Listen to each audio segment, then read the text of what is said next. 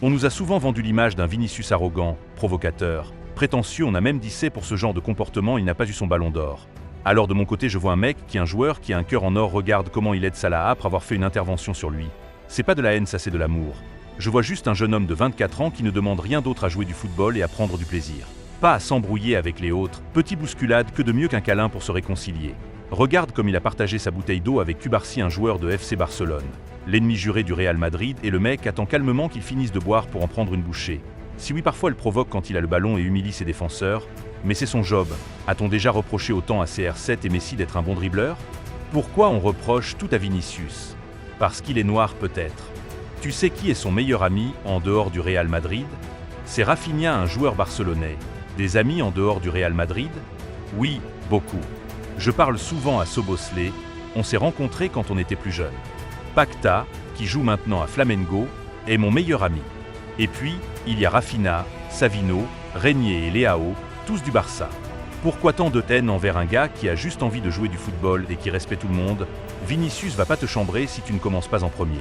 Parce que c'est un gars sensible qui a mal quand on le traite de singe, c'est lui qui est le problème. Depuis quand danser, c'est une provocation? Fernando Campos va vous expliquer. Vini aurait fait une célébration provocatrice? Pourquoi? Parce qu'il a dansé? Quand Griezmann célébrait avec sa danse en forme de L, ce n'était pas provocateur? Pourquoi?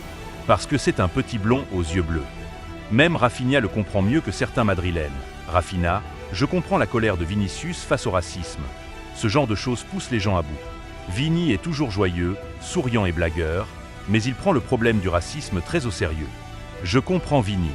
Laissez-le nous régaler avec ses buts. Quand Vinicius est en forme automatiquement, il devient un ennemi public pour se moquer de lui et le chambrer car il fait vraiment mal à l'adversaire en marquant des buts impossibles. Quand il est en forme, Vinicius change les matchs, juste un dribble et boum, il est dans le carré adverse pour donner une passe décisive, marquer ou provoquer un pénalité. En sachant cela, ils veulent l'écraser psychologiquement pendant le match car c'est un mec fragile. Comme ça, la victoire est assurée, et quand il pète enfin le plomb, on l'accuse d'être arrogant et provocateur. Yamal à chaque rencontre provoque son adversaire sur Instagram, c'est rien pour eux, c'est Vinicius le problème. Pourquoi? Parce qu'il dérange. Voilà pourquoi Otamendi lui montre fièrement le tatouage de la Coupe du Monde qu'il a gagné sans même être le personnage principal, juste pour tenter de déstabiliser un mec qui a mené le plus grand club du monde dans 2 finales de Ligue des Champions et vous savez quoi? Il a marqué dans chacune de ces finales.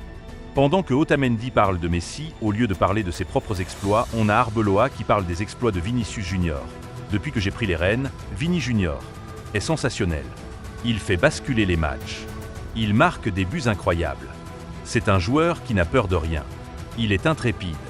Nous le soutenons, nous sommes avec lui jusqu'au bout.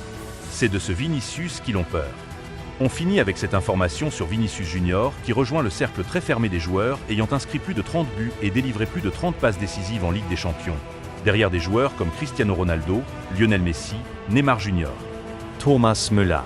Abonnez-vous si vous aimez le Real Madrid.